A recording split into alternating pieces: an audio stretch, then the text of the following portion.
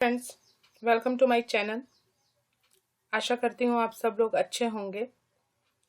हम आज के सेशन की शुरुआत करते हैं। आज का जो हमारा टॉपिक है वह है पर्सनैलिटी या व्यक्तित्व। यह एक बहुत इम्पॉर्टेंट टॉपिक है। टीचर एजुकेटर प्रोग्राम के लिए तो है ही, साथ ही साथ उससे रिलेटेड जितने भी कॉम्पिटिटिव एग्ज़ाम होते हैं या टीचर एंट्रेंस एग्ज़ाम जो भी होते हैं, चाहे वो सीटेट हो, रीट हो, या फिर कई बार यूजीसी नेट का टॉपिक हो या असिस्टेंट प्रोफेसर ग्रेड का कोई एग्ज़ाम हो, उन सारे पेपर्स में ये आने वाला, ये पूछे जाने वाला एक बहुत ही इम्पॉर्टेंट टॉपिक है। ये वास्तव में व्यक्तित्व किसे कहते हैं, क्या होता है, क्या इसकी परिभाषा होती है, और कि कितने प्रकार में इसको विभाजित किया गया है, कौन कौन सी विधियां हैं, उन सब के बारे में आज हम बात करने वाले हैं। तो आइए शुरुआत करते हैं आज के टॉपिक की, जिसका शीर्षक है personality. Personality is a term that has been used very widely to mean some different aspect of person. सामान्य रूप से अगर देखा जाए तो व्यक्तित्व शब्द जो है वो चुना जाता है किसी भी व्यक्ति के विभिन्न पहलुओं को या विभिन्न एस्पेक्ट को देखने के लिए। वो कैसा व्यवहार करता है, जन सामान्यतः हम ये मान लेते हैं कि जब हम कहते हैं कि इसकी पर्सनैलिटी बहुत अच्छी है तो हम ऐसा मान लेते हैं कि उसका बाहरी रंग रूप या डील डॉल जो भी है, या वो किस तरीके से दिख रहा है, क्या उसका ड्रेसिंग सेंस है, इन सारी चीज़ों को हम पर्सनैलिटी मानते हैं। लेकिन पर्सनैलिटी केवल यहीं तक सीमित नहीं होती। एक व्यक्ति का व्यक्तित्व उसके केवल बाहरी आकार, आकृति, रंग, रूप, कपड़े, इन सब से निर्धारित नहीं होता। वास्तव में उसके क्या बिहेवियर है, कैसा एटीट्यूड है, क्या वैल्यूज है उसके अंदर, ये सब मिलाकर के एक सम्मिलित रूप से व्यक्तित्व का निर्माण करते हैं। अब ये व्यक्तित्व का निर्माण करने में जो कौन कौन से कारक अपनी भूमिका निभाते हैं वो सब हम आगे देखेंगे। पहले देखते हैं कि पर्सनैलिटी शब्द की उत्पत्ति कहाँ से हुई। तो the word personality has been derived from the Latin word persona, which means mask. At first, this word was used for the mask worn by the actors to change their appearance, but later on it began to be used for the actors themselves. Since then, the term personality has been used to depict outward appearance or external behavior, etc. It is narrow meaning of personality. कहने का मतलब जो है कि personality शब्द जो है यह लैटिन वर्ड पर्सोना से बना है, जिसका मतलब होता है मुखौटा या मास्क। प्रारंभ में ऐसा माना जाता था कि जो एक्टर्स होते थे पहले, वो ऐसे मुखौटे पहनते थे ताकि वो अपनी पहचान को, अपने वास्तविक चेहरे को छुपा सकें, और जो चरित्र वो दिखाना चाहते हैं वो उस मुखौटे के रूप में सामने वाले को दिखाई दे। धीरे धीरे इन लोगों को खुद ही पर्सोना कहा जाने लगा। तो वहां से तब उस शब्द की उत्पत्ति हुई जिसको पर्सनैलिटी कहा गया। यानी कि दूसरे शब्दों में कहा जाए तो पर्सनैलिटी का मतलब होता है आउटवर्ड अपीयरेंस, कैसा आप बाहर से दिखाई दे रहे हो, या एक्सटर्नल बिहेवियर जो आप शो कर रहे हो, वो आपकी पर्सनैलिटी का भाग बनाता है। लेकिन ये केवल एक इसका संकुचित अर्थ है। जैसा मैंने भी आपको बताया था, हम किसी के बाहरी रंग रूप या डील डॉल को देख करके उसके व्यक्तित्व का अंदाजा नहीं लगा सकते कि उसका व्यक्तित्व कितना ऊंचा है या कितना निम्न है। इन सारी चीजों के लिए हमें उसके बहुत सारे पक्षों को जानना पड़ता है। तो जब यहाँ हम केवल ये देख रहे हैं कि आउटवर्ड अपीयरेंस जो है या एक्सटर्नल बिहेवियर है, उसके आधार पर हम किसी व्यक्ति का चरित्र या किसी व्यक्ति का व्यक्तित्व निर्धारित करें, तो हाँ, वह उसका एक संकुचित अर्थ होगा। ये व्यक्तित्व का एक संकुचित अर्थ होता है। वॉटसन जो एक जाने माने व्यवहारवादी थे, बिहेवियरिस्टिक थे, उन्हें फादर ऑफ बिहेवियरिज्म भी कहा जाता है। उन्होंने ये कहा कि personality is the sum of activities that can be discovered by actual observation over a long enough period of a time to give reliable information. Personality वास्तव में उन सभी एक्टिविटीज का या उन सभी गतिविधियों का एक योग है जो व्यक्ति अपने अनुभवों के आधार पर, अवलोकन के आधार पर एक पर्टिकुलर टाइम पीरियड में प्राप्त करता है और उसके थ्रू रिलायबल इंफॉर्मेशन को लेता है। ये वॉटसन ने अपनी बात कही 1930 में। इसके बाद हम कुछ डेफिनेशंस देखते हैं जो पर्सनैलिटी के बारे में दी गई। पहली डेफिनेशन यहाँ पर है NL मन की डेफिनेशन में उन्होंने बताया कि पर्सनैलिटी में be defined as a most characteristic integration of an individual structure, modes of behaviour, interest, attitude, capacities, abilities and aptitude. तो जो हम पहले बात कह रहे थे केवल बाहरी रंग रूप नहीं है, उसके अलावा भी बहुत कुछ है, तो वो कुछ कुछ यहाँ इस परिभाषा में साफ पता चल रहा है। मन ने जो अपनी डेफिनेशन दी, उन्होंने बताया कि जो पर्सनैलिटी है वो कई सारे कैरेक्टरिस्टिक का एक इंटीग्रेशन है, और वो कैरेक्टरिस्टिक्स में हमारी स्ट्रक्चर भी आती है, हमारा मोड्स ऑफ बिहेवियर भी आते हैं, हम कैसे व्यवहार कर रहे हैं, हमारे इंटरेस्ट क्या हैं, एटीट्यूड्स क्या हैं, क्या क्या क्षमताएं हैं, क्या योग्यताएं हैं, ये क्या अभिवृत्तियां हैं, ये सब मिलाकर के एक व्यक्ति के व्यक्तित्व का निर्माण करती हैं। ये मन की डेफिनेशन थी। इसके बाद दूसरी डेफिनेशन जो है वो सीवी गुड की है।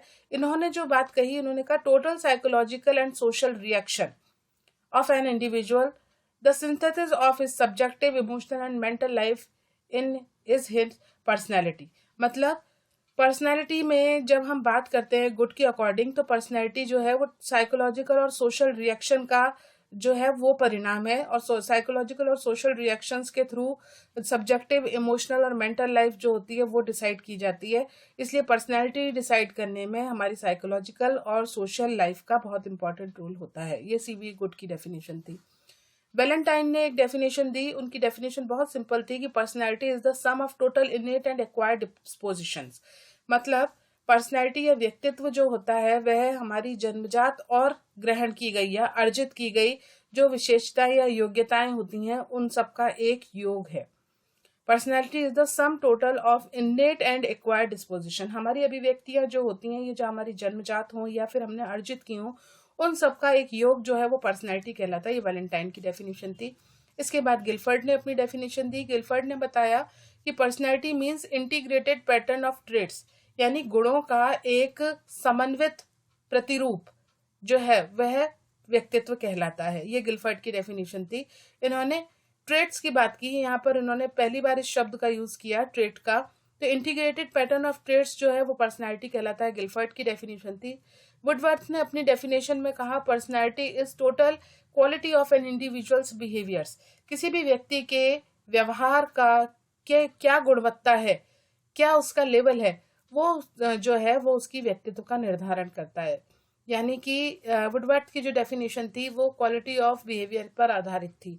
लास्ट में हम बात कर रहे हैं ऑलपोर्ट की डेफिनेशन की। जब हम पर्सनैलिटी से रिलेटेड डेफिनेशंस को पढ़ते हैं तो ऑलपोर्ट की जो डेफिनेशन है वो सबसे ज्यादा ऑथेंटिक मानी जाती है, और एग्जाम में इसको पूछा भी जाता है ऑलपोर्ट की डेफिनेशन को।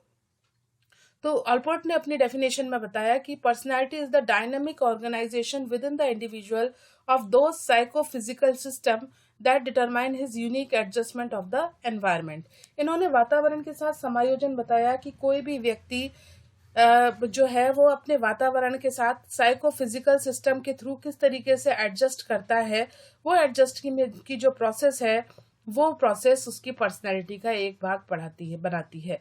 अब साइको में उसकी मेंटल लेवल से रिलेटेड आ गई, फिजिकल में उसकी बॉडी स्ट्रक्चर से रिलेटेड आ गए। तो इन दोनों के कॉम्बिनेशन की बात करते हुए उन्होंने उसको एनवायरनमेंट के साथ लिंक किया कि एनवायरनमेंट के साथ में व्यक्ति अगर अपने साइको फिजिकल सिस्टम को एडजस्ट कर लेता है तो वो उसकी पर्सनैलिटी उतनी ज़्यादा बेहतर मानी जाती है, क्योंकि ये डायनेमिक होती है।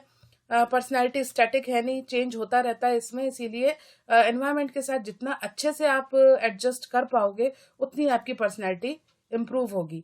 फॉर एग्जाम्पल, आप किसी एक ऐसे इंस्टीट्यूशन में काम कर रहे हो या फिर आप एक ऐसी जगह पर हो जहां लोगों के साथ आपको एडजस्ट करने में प्रॉब्लम आती है, लेकिन फिर भी आप उस एनवायरनमेंट को समझते हुए और अपने आप को जो साइकोलॉजिकली और फिजिकली कंट्रोल करते हुए अगर उस एनवायरनमेंट के साथ एडजस्टमेंट कर पाते हो तो वहां के लोगों के साथ आपका तालमेल बहुत अच्छा बैठ जाएगा और वो आपकी पर्सनैलिटी को बहुत इम्प्रूव करेगा, एक उसका पार्ट बनाएगा।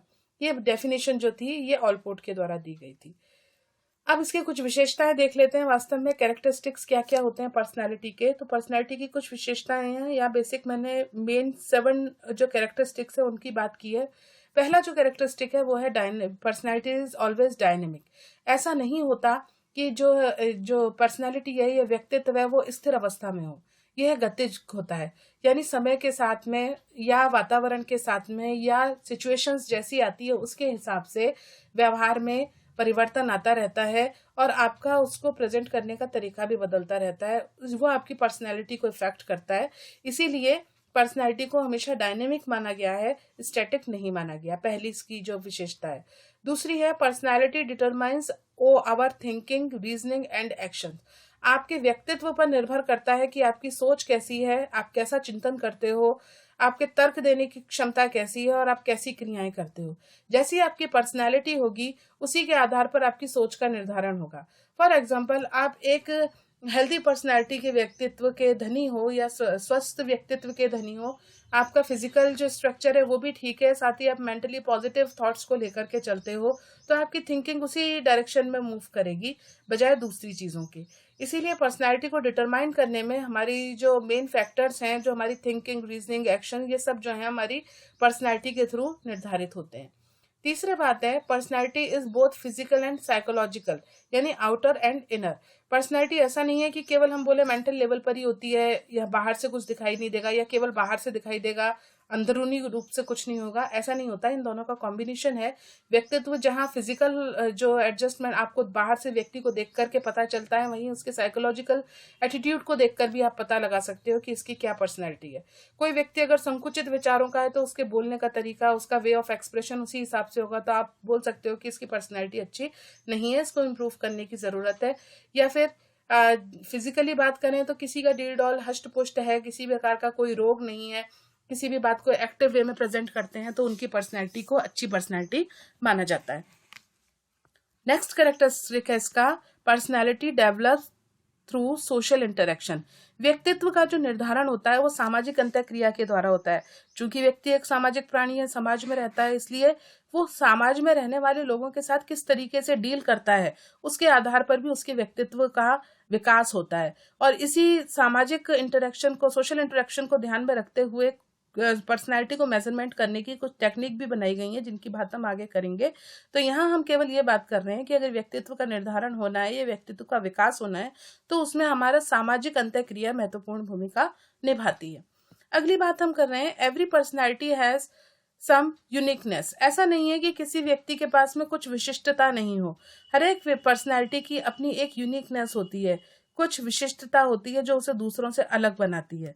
सभी व्यक्ति एक जैसे नहीं होते, कि सब में कुछ ना कुछ अलग होता है, और जो उनके अंदर अलग होता है वही उनकी यूनिकनेस होती है, उनकी पर्सनैलिटी की यूनिकनेस होती है। नेक्स्ट है, personality has organised and integrated system. ये हम बात पहले ही कर चुके हैं कि जो पर्सनैलिटी होती है वो इंटीग्रेशन होती है डिफरेंट टाइप की चीजों का। तो पर्सनैलिटी जो है वो ऑर्गेनाइज्ड और इंटीग्रेटेड सिस्टम होती है। साथ ही साथ personality refers to the process of adjustment of environment. ये भी हमने पहले बात की थी कि कोई व्यक्ति अपने वातावरण के साथ कितनी अच्छी तरह से समायोजन कर पाता है, एडजस्टमेंट कर पाता है, ये क्षमता उसकी व्यक्तित्व निर्धारण में बहुत महत्वपूर्ण भूमिका निभाती है। तो ये कुछ विशेषताएं थी पर्सनालिटी की, जिनके आधार पर हम ये कह सकते हैं कि एक व्यक्ति के व्यक्तित्व का निर्धारण किन किन गुणों के आधार पर किया जाता है। अब हम आगे इसी को कंटिन्यू करें तो हम पर्सनालिटी शब्द को देखते हैं। ये अपने आप में ये बताता है कि वास्तव में क्या विशेषताएं हैं इसकी।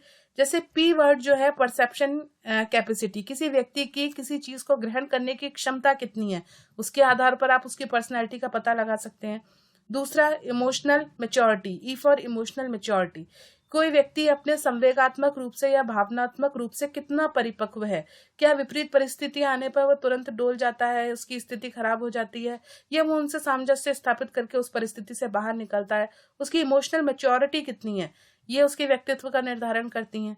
साथ ही रिस्पॉन्सिवनेस और टू सिचुएशन, किसी पर्टिकुलर सिचुएशन के साथ व्यक्ति किस तरीके से डील करता है, कैसे रिस्पॉन्स करता है, ये भी उसके व्यक्तित्व के निर्धारण में या उसके व्यक्तित्व को प्रदर्शित करने में एक महत्वपूर्ण भाग है। नेक्स्ट है एस फॉर सेल्फ एक्सप्रेशन और सोशबिलिटी, यानी किसी व्यक्ति का अपने आप को एक्सप्रेस करने का, अपने आप को अभिव्यक्त करने का क्या तरीका है, ये समाज के लोगों के बीच में वो अपने आप को किस तरीके से एक्सप्रेस करता है, ये भी उसके व्यक्तित्व का एक भाग बनाता है, उसके व्यक्तित्व के निर्धारण में महत्वपूर्ण भूमिका निभाता है। ओ फॉर ऑर्गेनाइज्ड, पर्सनालिटी जो होती है हमेशा व्यवस्थित या होती है, कुछ भी हैफजर्ड नहीं होता, इसमें सब कुछ एक निश्चित क्रम में निश्चित तरीके से निर्धारित होता है, इसलिए इसे ऑर्गेनाइज्ड कहा जाता है। जो पर्सन वेल ऑर्गेनाइज्ड होते हैं, जो अपनी चीज़ों को, अपने कामों को बहुत व्यवस्थित तरीके से करते हैं, ऐसे व्यक्तियों को गुड पर्सनालिटी वाले पर्सन्स कहा जाता है। एंड फॉर नॉट परमानेंट, यानी फ्लेक्सिबल, ऐसा नहीं है, जैसे हमने कहा कि इसकी नेचर जो होती है पर्सनालिटी की डायनेमिक होती है, तो ये फ्लेक्सिबल होती है, ये परमानेंट नहीं है कि एक बार आपकी जो पर्सनालिटी बन गई वैसी की वैसी ही रहेगी। आप चाहें तो उसको चेंज कर सकते हैं रिसोर्सेज के थ्रू, एनवायरनमेंट के थ्रू, और जो आपके पास में चीज़ें अवेलेबल हैं उनके द्वारा आप अपनी पर्सनैलिटी को चेंज कर सकते हैं। Next, A for appearance. Appearance में हमारा फिजिकल स्ट्रक्चर आता है कि आप बाहर से कैसे दिखाई देते हो, वो भी आपकी पर्सनैलिटी का एक भाग बनाता है। आप वेल ड्रेस्ड हो, क्लीन आपने कपड़े पहने हुए हैं, या आप साफ सुथरे रहते हो और हर चीज़ों को मेंटेन रखते हो, अप टू डेट रहते हो, तो वो आपकी पर्सनैलिटी का एक पॉजिटिव एस्पेक्ट होगा। नेक्स्ट है लीडरशिप फीलिंग। जब हम अपने आप को खुद अच्छा महसूस करते हैं, हमारी अपीयरेंस अच्छी होती है, हम सेल्फ एक्सप्रेस अच्छे से कर पाते हैं, रिस्पॉन्स अच्छे से करते हैं किसी भी सिचुएशन के लिए, इमोशनली स्ट्रांग होते हैं, ये चीज़ों को ग्रहण करने की योग्यता भी हमारे अंदर होती है, तो हमारे अंदर लीडरशिप की फीलिंग डेवलप होने लगती है कि मैं लोगों को अच्छी तरह से लीडरशिप कर सकता हूँ, गाइड कर सकता हूँ। तो ये लीडरशिप जो क्वालिटी है, इसके आधार पर भी पर्सनैलिटी को देखा जाता है। I for integrated. पर्सनैलिटी हमेशा इंटीग्रेटेड मैनर में होती है, कई सारी चीज़ों का समावेश होता है। ऐसा नहीं है केवल फिजिकल स्ट्रक्चर है, इसी के अलावा आपके एटीट्यूड, आपके एप्टीट्यूड, इंटरेस्ट, लाइक्स, डिसलाइक्स, वो सब मिलकर के आपकी पर्सनैलिटी को डिटरमाइन करते हैं। तो जो पर्सनैलिटी है वो इंटीग्रेटेड होती है। T for tendencies, impulses and disposition, innate and acquired. आप जो भी आपकी प्रवृत्तियां हैं या आपकी जो अभिव्यक्तियां हैं, चाहे वो जन्मजात हो चाहे आपने अर्जित की हो, कैसी भी हो, उनके आधार पर भी आपके व्यक्तित्व का पता लगाया जा सकता है कि आप किस प्रकार से अपने आप को डिस्पोज करते हो, अपने आप को प्रकट करते हो लोगों के सामने। इसके आधार पर भी आपके व्यक्तित्व का अंदाजा लगाया जा सकता है। और लास्ट इसका जो कैरेक्टरिस्टिक इसके वर्ड के हिसाब से आता है वो है वाई। वाई का मतलब young, vital and unique. Personality जो होती है, हर एक व्यक्ति के अंदर कुछ ना कुछ यूनिक होती है, कुछ ना कुछ विशेषता उसके अंदर पाई जाती है, जैविक रूप में पाई जाती है। और ऐसे जो चीजें होती हैं ये हमेशा चेंजेबल फॉर्म में रहती हैं, इसीलिए यंग इनको कहा गया है। तो ये कुछ शब्द के जो अल्फाबेट्स हैं, इसके हिसाब से हमने इसके कैरेक्टरिस्टिक को यहाँ पर बताया है कि वास्तव में पर्सनैलिटी क्या चीज है।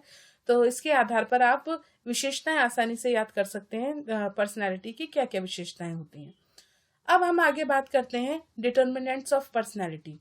जो हमारा व्यक्तित्व है उसके निर्धारण के लिए कौन कौन से घटक हैं जो रिस्पॉन्सिबल होते हैं, या कौन कौन से कारक हैं जो अपना रोल प्ले करते हैं। तो पहला जो कारक है वो है जेनेटिक डिटरमिनेंट्स, यानी कि आनुवंशिक निर्धारक। आनुवंशिक निर्धारक का मतलब वे कैरेक्टरिस्टिक्स हैं या वे ट्रेट्स हैं जो एक जनरेशन से दूसरी जनरेशन तक जाते हैं। Each generation transmit the acquired skill and knowledge to the succeeding generation. एक जनरेशन में व्यक्ति जो भी स्किल लेता है या जो भी नॉलेज गेन करता है वो उसकी आगे आने वाली जनरेशन तक जाती हैं। इसके आधार पर उसकी पर्सनैलिटी डिसाइड होती है। जैसे कई बार हम देखते हैं, हम कहते हैं कि डॉक्टर हैं तो इनके बच्चे, जो इनका बेटा या बेटी जो भी होगा वो भी उसकी डॉक्टर बनने की संभावना है। वो इसीलिए कहा जाता है क्योंकि एक जेनेटिक डिटर्मिनेंट होता है, उसी एनवायरनमेंट में रहते हुए वो जीन्स के थ्रू उनकी सक्सीडिंग जनरेशंस तक वो ट्रेट पहुंचा है, जो उन्होंने स्किल या नॉलेज एक्वायर की थी वो उनकी जनरेशन तक या उनके बच्चों तक पहुंची, और वो उनकी पर्सनैलिटी के डिटर्मिनेशन में एक बहुत महत्वपूर्ण भूमिका निभाती है। नेक्स्ट है सोशल डिटर्मिनेंट्स या सामाजिक निर्धारक। सामाजिक निर्धारक नाम से ही पता चल रहा है, चूंकि हम समाज में रहते हैं तो समाज में आने वाली सोशल जितनी भी एजेंसीज हैं, चाहे वो होम हो, चाहे वो फैमिली हो, या हमारा नेबरहुड हो, ये सारे जो हैं ये सब मिलकर के भी बहुत इंपॉर्टेंट रोल प्ले करते हैं पर्सनैलिटी के डिसाइड में करने में। जैसे आपके घर का एनवायरनमेंट किस प्रकार का है, आपके घर में आप जो मेंबर्स हैं उनके बीच में एक दूसरे के साथ रिलेशनशिप किस तरीके का है, पेरेंट्स के बीच में लड़ाई तो नहीं होती है, या आपके अपने पड़ोसियों के साथ संबंध कैसे हैं, वो सारी चीजें परिवार की दृष्टि से या घर की दृष्टि से जो है वो व्यक्तित्व के निर्माण में भूमिका निभाती हैं। इसके अलावा बच्चा खुद सोसाइटी में रहता है, उसका अपना एक ग्रुप होता है बच्चों का, तो वो अपने गैंग में या अपने समूह में किस तरीके का रोल प्ले कर रहा है, क्या वो लीडरशिप क्वालिटी उसके अंदर आ रही है, या वो अच्छी आदतें सीख रहा है, या वो अपने गैंग में गलत आदतें सीख रहा है। इन सब का इफेक्ट भी उसकी पर्सनैलिटी पर पड़ता है। अगर आपके समूह के अंदर ये विशेषता है कि आप अपने ग्रुप को बहुत अच्छी आदतों के साथ में लीड कर पा रहे हो, तो आपके अंदर लीडरशिप क्वालिटी आएगी जो आपकी पर्सनैलिटी का एक इम्पोर्टेंट पार्ट बनाएगी। लेकिन अगर आपका वही ग्रुप ऐसा है जो बुरी आदतों में या बुरी किसी हरकतों में लगा हुआ है, तो ऐसी वो फिर आपकी पर्सनैलिटी को एडवर्स इफेक्ट करेगा। तो हम कह सकते हैं कि सोशल डिटर्मिनेंट्स बहुत इंपॉर्टेंट रोल प्ले करते हैं। इसके अलावा सिनेमा का या टेम्पल, चर्च, ये जो इंस्टीट्यूशन, सोशल इंस्टीट्यूशंस हैं, इन सब का भी बहुत इंपॉर्टेंट रोल होता है।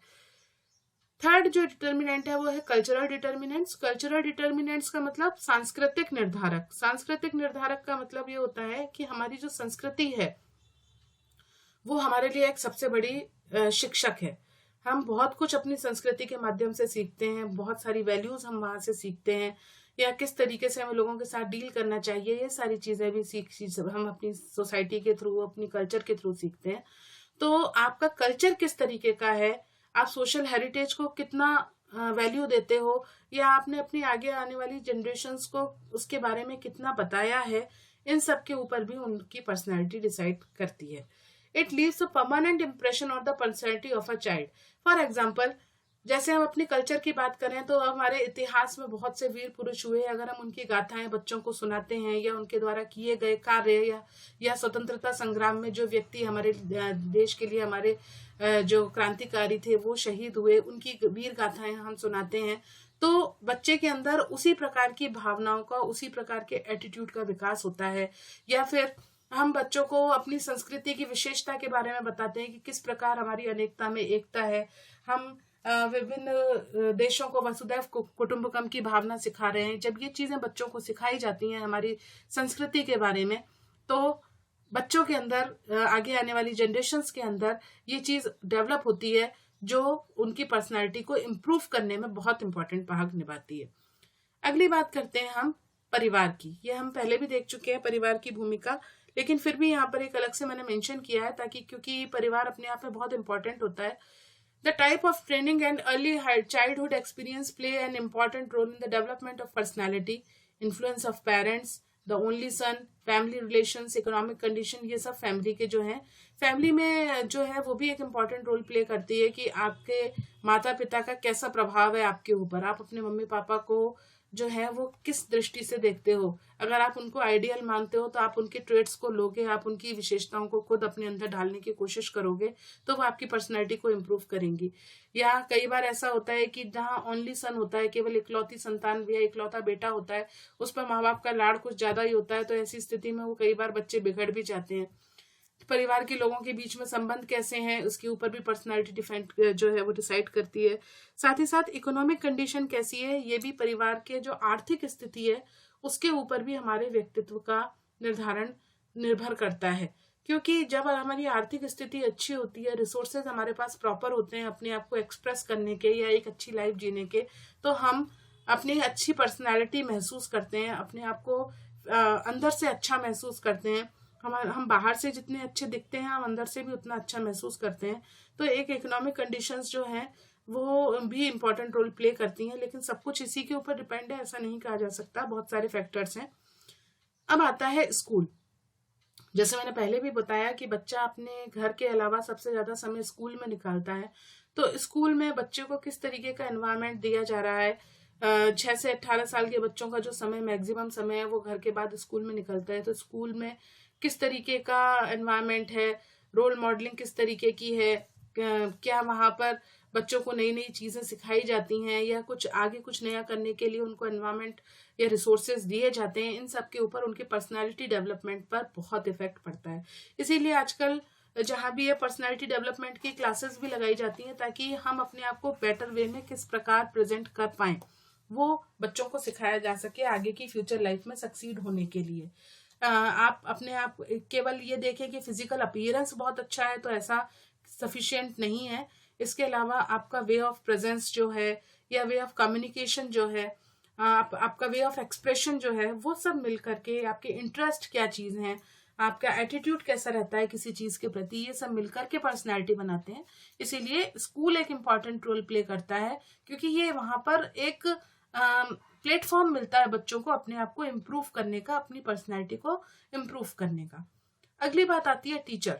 जी हाँ, स्कूल में जब टीचर के कांटेक्ट में बच्चा रहता है तो टीचर की पर्सनैलिटी का बच्चे के ऊपर बहुत ज्यादा इफेक्ट पड़ता है, क्योंकि बच्चा जिस टीचर को अपना आइडियल मानता है वो उसी की पर्सनैलिटी को कॉपी करने की कोशिश करता है। उन्हीं के जैसा पहनने का तरीका, उन्हीं के जैसा बोलने का तरीका, उन्हीं के जैसा पढ़ाने का तरीका बच्चे कॉपी करना पसंद करते हैं। इसीलिए टीचर को अपने आप को हमेशा एक आइडियल वे में प्रेजेंट करना चाहिए बच्चों के सामने, और इस वे में प्रेजेंट करना चाहिए कि बच्चे अच्छा सीख पाए उनको देख करके, ना कि कोई ऐसी हरकत क्लास में हो जिससे टीचर के नाम पर या बच्चों के नाम पर कोई प्रश्न खड़ा हो, टीचर ऐसा हो जो सिचुएशंस को बच्चों को हैंडल करना सिखाए और बच्चों की पर्सनैलिटी को इस तरीके से इम्प्रूव करे कि वो आगे फ्यूचर में आने वाली जो प्रॉब्लम्स हैं उनको आसानी से फेस कर पाए। ये रोल ऑफ टीचर होता है पर्सनैलिटी के। तो ये कुछ निर्धारक थे, डिटर्मिनेंट्स थे जो हमने देखे। मेनली इनको मैंने 6 पार्ट में डिवाइड किया है, जिसमें social, physical, cultural, home, school, teacher, ये सारे 6 पार्ट मैंने डिवाइड किए हैं। अब इसके बाद हम आगे बात करते हैं वास्तव में कि क्लासिफिकेशन क्या है। ये इसमें से बहुत क्वेश्चन पूछे जाते हैं कि पर्सनैलिटी का ये क्लासिफिकेशन किसने दिया, उन्होंने इसके अकॉर्डिंग कितने भागों में बांटा। तो पर्सनैलिटी से रिलेटेड बहुत सारे क्लासिफिकेशन है, लेकिन यहाँ मेजर 3 क्लासिफिकेशन मैंने बताए हैं जिनको हम मेन मानते हैं। जो पहला है वो स्प्रेंगर का है। स्प्रेंगर ने 6 टाइप के जो पर्सनैलिटीज बताई थी। जो पहली पर्सनैलिटी बताई उन्होंने वो बताई कॉग्निटिव। कॉग्निटिव मतलब जिनका ऐसे व्यक्ति जिनका मेंटल लेवल अच्छा होता है तो वो उसी फील्ड में आगे ग्रो करते हैं, जिसमें फिलोसोफर, साइंटिस्ट, रिसर्चर, टीचर्स, ये लोग आते हैं जो कॉग्निटिव लेवल पर या दिमागी स्तर पर सोचने समझने के या चिंतन के काम करते हैं, वो कॉग्निटिव पर्सनैलिटी वाले लोग होते हैं। दूसरा इन्होंने लिया एस्थेटिक पर्सनैलिटी। एस्थेटिक पर्सनैलिटी वो जो सौंदर्य से रिलेटेड, ब्यूटी से रिलेटेड चीजों को अप्रिशिएट करते हैं, जैसे आर्टिस्ट, पेंटर, नोवेलिस्ट, राइटर्स, ये जो होते हैं जो किसी चीज की खूबसूरती को देखते हैं, उसके सौंदर्य को देखते हैं, वो जो है वो एस्थेटिक पर्सनैलिटी के लोग होते हैं। थर्ड पर्सनैलिटी जो स्प्रेंगर ने बताई वो थी इकोनॉमिक पर्सनैलिटी। इकोनॉमिक पर्सनैलिटी मतलब आर्थिक रूप से, तो नाम से ही पता चल रहा है इसमें सारे बिजनेसमैन और एंटरप्रेन्योर जो होते हैं वो आते हैं। रिलीजियस या धार्मिक जो पर्सनैलिटी या धार्मिक व्यक्तित्व के लोग वो होते हैं जिनका आस्था जो होती है वो धर्म में होती है, जिसमें मेनली जो संत महात्मा वो या फिर पुजारी, ये सब लोग आते हैं। बिशप्स, प्रीस्ट, ये सब जो है वो रिलीजियस पर्सनैलिटी के लोग होते हैं। Political personality, politicians, leaders, administrators, managers, ये सब आते हैं जो जिनके अंदर लीडरशिप क्वालिटी होती है, वो सब पॉलिटिकल पर्सनैलिटी वाले लोग होते हैं। सोशल पर्सनैलिटी जो है वो सोसाइटी के लोगों के बीच में रह के कंफर्टेबली उनको टीच करना और उनके साथ में इंटरैक्ट करके सोशल प्रॉब्लम को सॉल्व करना या सोसाइटी को अच्छे वे में आगे ले जाना, इनके लिए जो काम करते हैं वो सोशल पर्सनैलिटी के लोग होते हैं। इनमें टीचर, सोशल वर्कर, एटसेट्रा, ये लोग आते हैं। तो स्प्रेंगर ने 6 टाइप की पर्सनैलिटी बताई। दूसरा जो क्लासिफिकेशन था वो 1925 में क्रैशमर ने दिया। क्रैशमर ने अपने आइडेंटिफिकेशन क्लासिफिकेशन में 4 टाइप की पर्सनैलिटी बताई। ये इंपॉर्टेंट भी है, इसमें से कई बार क्वेश्चन पूछे जाते हैं। Picnic personality. पिकनिक पर्सनैलिटी के में वो लोग आते हैं जो हाइट में छोटे होते हैं और शरीर में मोटे होते हैं, यानी कम हाइट वाले और मोटे शरीर वाले व्यक्ति या भारी शरीर वाले व्यक्ति जो हैं, ऐसे व्यक्तियों को पिकनिक पर्सनैलिटी के लोग क्रैशमर ने कहा। दूसरा एस्थेटिक, वही सौंदर्य से रिलेटेड, ये पतले, लंबे, दुर्बलकाय ऐसे होते हैं, लेकिन ये वातावरण के साथ में समायोजन बहुत अच्छी तरह से स्थापित कर पाते हैं। थर्ड जो इन्होंने पर्सनैलिटी बताई वो एथलेटिक बताई। नाम से पता चल रहा है गेम्स में होंगे, एथलेटिक्स में होने वाले जो लोग होते हैं स्ट्रांग होते हैं, चौड़े कंधे वाले होते हैं, जो चेस्ट होता है वो भी स्ट्रांग और मस्कुलर होता है, लेकिन ये भी वातावरण के साथ बहुत अच्छी तरह से एडजस्ट करते हैं, लोगों के बीच में एडजस्ट कर पाते हैं। ये एथलेटिक पर्सनैलिटी होती है। इन दोनों में मेन डिफरेंट एस्थेटिक और एथलेटिक में ये होता है कि एस्थेटिक तो टॉल और थिन होते हैं, जबकि एथलेटिक जो स्ट्रांग और ब्रॉड होते हैं, broad face, broad chest, broad shoulders, ये सारी जो पर्सनैलिटी उनको डिफाइन करती है। फोर्थ इन्होंने जो नाम बताया वो था डिस्प्लास्टिक। डिस्प्लास्टिक में मतलब इन तीनों के मिक्स किए हुए जो कैरेक्टरिस्टिक अगर किसी व्यक्ति के अंदर है तो उस टाइप की पर्सनैलिटी को हम डिस्प्लास्टिक पर्सनैलिटी कहते हैं। यानी ऐसे व्यक्ति जो है वो हो सकता है हाइट में छोटे हों, वीक हों, या फिर जो है वो इतने स्ट्रांग नहीं हो, लेकिन एडजस्ट अच्छे से कर पाते हो। तो कुछ कुछ अगर ट्रेड सबके मिलके एक जो पर्सनैलिटी बनती है वो डिस्प्लास्टिक पर्सनैलिटी कहलाती है। ये क्रैशमर का जो क्लासिफिकेशन था, उन्होंने 4 टाइप्स इसमें डिवाइड किए। नेक्स्ट जो क्लासिफिकेशन है वो युंग का है। जुंग ने अपने क्लासिफिकेशन में 2 टाइप की पर्सनैलिटी बताई, इंट्रोवर्ट पर्सनैलिटी और एक्सट्रोवर्ट पर्सनैलिटी। इंट्रोवर्ट व्यक्ति वो व्यक्ति होते हैं जो अपनी बात को आसानी से किसी के सामने कह नहीं पाते या लोगों के साथ खुल के बात नहीं कर पाते, अपनी फीलिंग्स को अपने अंदर दबा के रखते हैं, किसी भी शो ऑफ नहीं करते किसी चीज का। वे ऑफ एक्सप्रेशन बहुत स्लो होता है इनका, अपने ही अंदर खोए हुए रहते हैं। ऐसे जो व्यक्तित्व होते हैं जो लोगों के बीच में बात करने में झिझकते हैं, ऐसे व्यक्ति जो है वो अंतर्मुखी या इंट्रोवर्ट कहलाते हैं। तो ऐसे व्यक्तियों की जो पर्सनैलिटी होती है वो इंट्रोवर्ट पर्सनैलिटी या अंतर्मुखी व्यक्तित्व कहलाते हैं। जबकि इसकी अपोजिट जो है वो एक्सट्रोवर्ट पर्सनैलिटी होती है या बहिर्मुखी, नाम से ही पता चल रहा है। एक्सट्रोवर्ट पर्सनैलिटी मतलब बहिर्मुखी व्यक्तित्व। ऐसे व्यक्ति अपने आप को दूसरों के सामने बहुत अच्छे से एक्सप्रेस करते हैं, कम्युनिकेशन स्किल बहुत अच्छी होती है, बहुत फटाफट जवाब देने वाले होते हैं, हाजिर जवाब जिसे बोलते हैं हम, और एनवायरमेंट के साथ किसी भी सिचुएशन के साथ आसानी से एडजस्ट कर सकते हैं क्योंकि अपने आप को एक्सप्रेस कर पाते हैं। तो ये दो जो क्लासिफिकेशन थे, दो नाम जो दिए वो यूंग ने दिए अपने में, इंट्रोवर्ट पर्सनैलिटी और एक्सट्रोवर्ट पर्सनैलिटी। ये क्लासिफिकेशन था पर्सनैलिटी का, जो हमने बेसिकली 3 क्लासिफिकेशन पढ़े। अब हम इसके सबसे इंपॉर्टेंट पार्ट पर आ रहे हैं इस टॉपिक के, वो है मेजरमेंट ऑफ पर्सनैलिटी। वास्तव में व्यक्तित्व का निर्धारण किस विधियों के द्वारा किया जाता है। यहाँ मैंने इसको एक छोटे से चार्ट के थ्रू बताया है, लेकिन हम यहाँ पर थोड़ा इसको डिस्कस भी करेंगे। सब्जेक्टिव मेथड, जो बेसिकली जो मेजरमेंट की जो मेथड्स हैं उनको 4 कैटेगरीज में बांटा गया है। Subjective methods, objective method, projective methods और साइको एनालिटिक मेथड।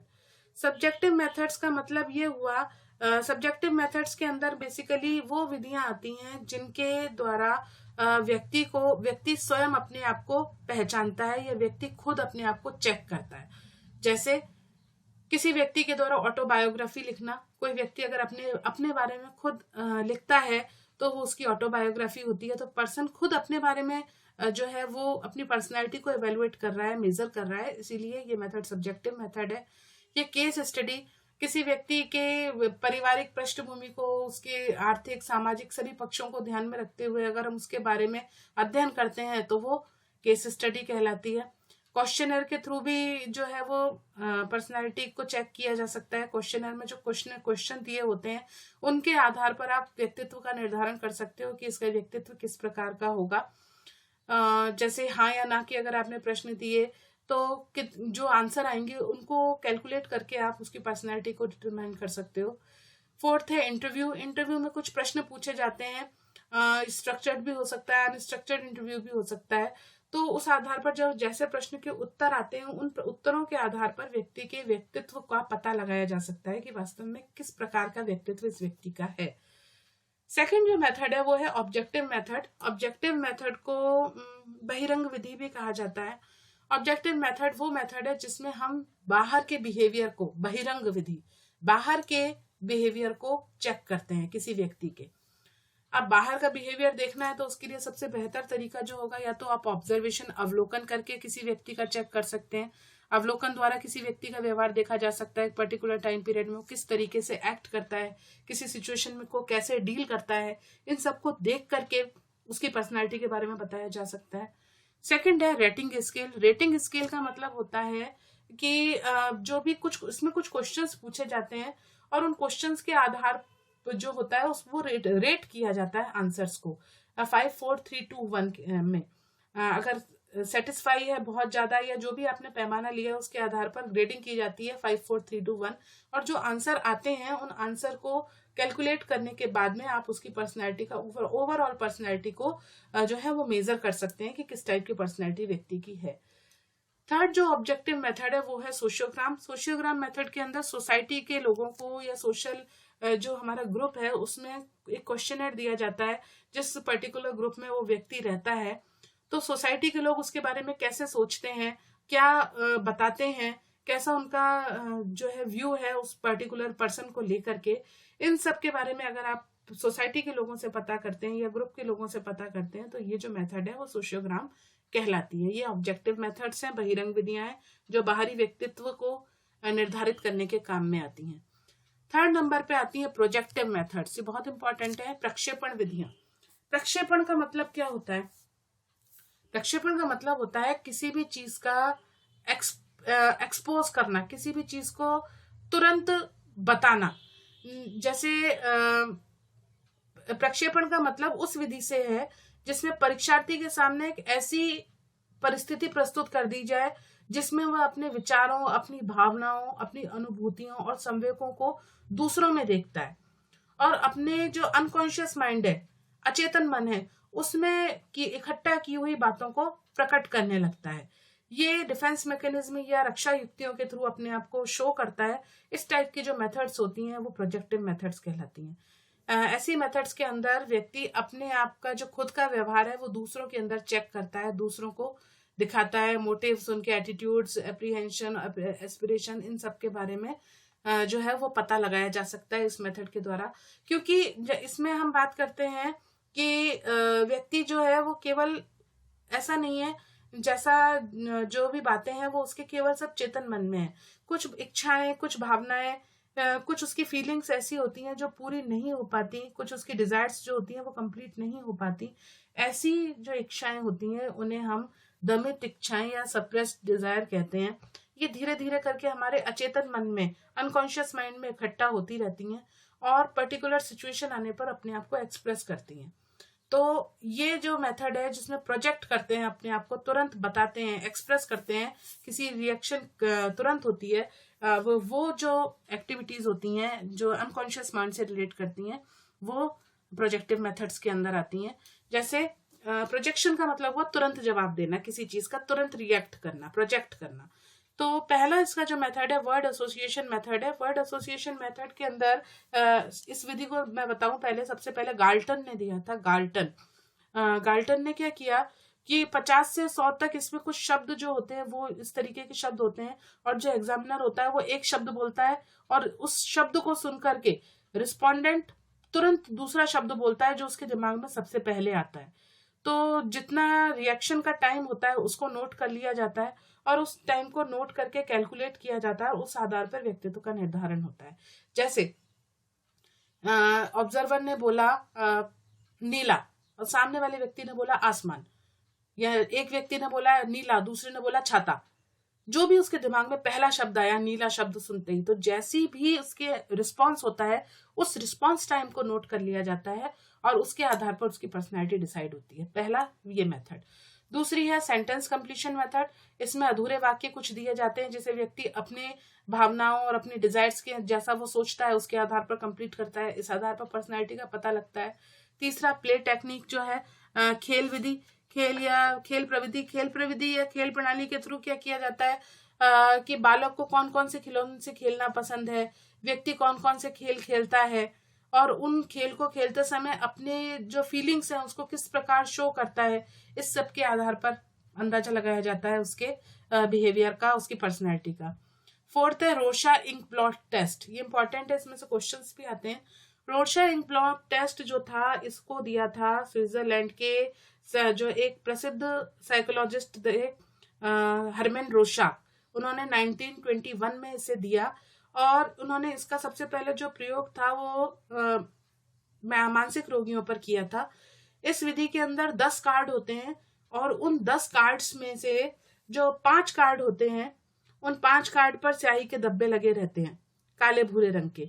2 कार्ड पर काले भूरे रंग के साथ साथ लाल रंग के धब्बे होते हैं और बाकी के जो 3 कार्ड बचे होते हैं उस पर अलग अलग रंग के धब्बे लगे हुए होते हैं। तो वो चित्र दिखाकर, वो कार्ड्स दिखाकर कुछ क्वेश्चंस पूछे जाते हैं और उस आधार पर जो आकृति बनी हुई होती है उस आकृति को देख करके किस तरीके का रिस्पॉन्स आ रहा है, कैसी प्रतिक्रिया वो कर रहा है, उस आधार पर पर्सनैलिटी का पता लगाया जाता है। इसके अलावा नेक्स्ट जो टेस्ट है वो है थीमेटिक एप्रिसिएशन टेस्ट, TAT। इसे शॉर्ट में TAT भी कहा जाता है। हिंदी में बोलूं तो प्रसंगात्मक बोध परीक्षण। इसके अंदर इसको सबसे पहले मॉर्गन और मूरे ने दिया 1935 में। इसमें 30 कार्ड होते हैं। हरमन रोशा टेस्ट में 10 कार्ड होते हैं, जबकि थीमेटिक एप्रिसिएशन टेस्ट में 30 कार्ड होते हैं और जिसमें से 10 कार्ड जो होते हैं वो जेंट्स के लिए, 10 कार्ड लेडीज के लिए और 10 कार्ड ऐसे होते हैं जो दोनों के लिए कॉमन होते हैं। तो इसमें कुछ चित्र बने होते हैं और तो एक बार में 20 कार्ड एक व्यक्ति को देखने के काम में लिए जाते हैं, जिसके आधार पर वो जैसा रिएक्ट करता है उस आधार पर उसकी पर्सनैलिटी को डिटरमाइन किया जाता है। लास्ट है चिल्ड्रन एप्रिसेप्शन टेस्ट, CAT। ये भी कुछ कुछ TAT से मिलता जुलता है। इसे अर्नेस्ट क्रिस ने बताया, लेकिन ये इसमें पशुओं के चित्र बने होते हैं, जानवरों के चित्र होते हैं, 10 चित्र होते हैं जानवरों के। लेकिन ये विधि क्या है, विदेशी पशु होते हैं तो भारतीय बच्चों पर ये लागू नहीं की जा सकती ज्यादा। ये व्यक्ति जो है 12 वर्ष तक की आयु के जो बच्चे हैं उनका इसके थ्रू उनके व्यक्तित्व का पता लगाया जा सकता है। लास्ट है psycho analytic method. Psycho analytic method fraud ने दी थी। मनोविश्लेषण सिद्धांत फ्राइड के द्वारा दिया गया। फ्राइड ने अपनी स्टडी में कॉन्शियस और अनकॉन्शियस माइंड, चेतन और अचेतन मन दोनों की बात को सीखा रहा कि कुछ जो भावनाएं होती हैं वो चेतन मन के द्वारा होती हैं, कुछ अचेतन मन के द्वारा होती हैं। तो ये बात उन्होंने अपनी साइको एनालिटिक थ्योरी के अंदर कही थी, मनोविश्लेषण सिद्धांत के अंदर बताई थी। इसमें उन्होंने पहली मेथड जो हम पढ़ते हैं व्यक्तित्व के निर्धारण में वो है free association method, free association स्वतंत्र सहचर्य विधि। दूसरी जो मेथड है वो ड्रीम एनालिसिस मेथड है। स्वतंत्र सहचर्य विधि के अंदर व्यक्ति को कुछ शब्द दिए जाते हैं स्वतंत्रता पूर्वक सोचने के लिए, उसको हिप्नोटाइज कर दिया जाता है किसी तरह से, और जब वो अनकॉन्शियस स्टेज में पहुंच जाता है तब उससे वो प्रश्न पूछे जाते हैं जिसको वो कॉन्शियस स्टेज में होते हुए जिनका जवाब नहीं दे पाता, वो अनकॉन्शियस माइंड में जो उसकी बातें होती हैं वो पूछी जाती हैं। तो ये जो मेथड है ये फ्री एसोसिएशन मेथड है। इन दोनों मेथड का यूज जो है, फ्री एसोसिएशन मेथड और ड्रीम एनालिसिस मेथड, इसका प्रयोग मुख्यतः मनोरोगियों के लिए किया जाता है, या जिन लोगों को कुछ साइकेट्रिक प्रॉब्लम्स होती हैं उन सब की क्या प्रॉब्लम आ रही है, वास्तव में उनके दिमाग में क्या चल रहा है, उनके चेतन अचेतन मन में क्या भावनाएं, इन सब का पता लगाने के लिए, उनके व्यक्तित्व के बारे में पता लगाने के लिए इन मेथड का यूज किया जाता है।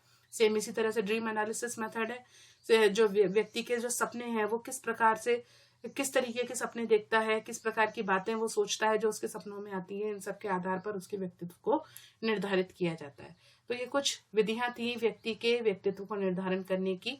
तो आज का जो हमारा जो लेक्चर था इसमें हमने बेसिकली पर्सनैलिटी क्या होती है, कहाँ से उत्पत्ति हुई, कितनी विशेषताएं होती हैं इसकी, कितने प्रकार की पर्सनैलिटी है, क्या इसका क्लासिफिकेशन है, और पर्सनैलिटी के निर्धारित तत्वों के बारे में, और साथ ही साथ इसके जो मेजरमेंट की टेक्निक्स हैं उनके बारे में बात की। आशा करती हूँ आपको टॉपिक समझ में आया होगा। अगर आपकी समझ में आया हो तो वीडियो को लाइक और सब शेयर करें और चैनल को सब्सक्राइब करें। अगले किसी टॉपिक के साथ फिर मुलाकात होगी। धन्यवाद।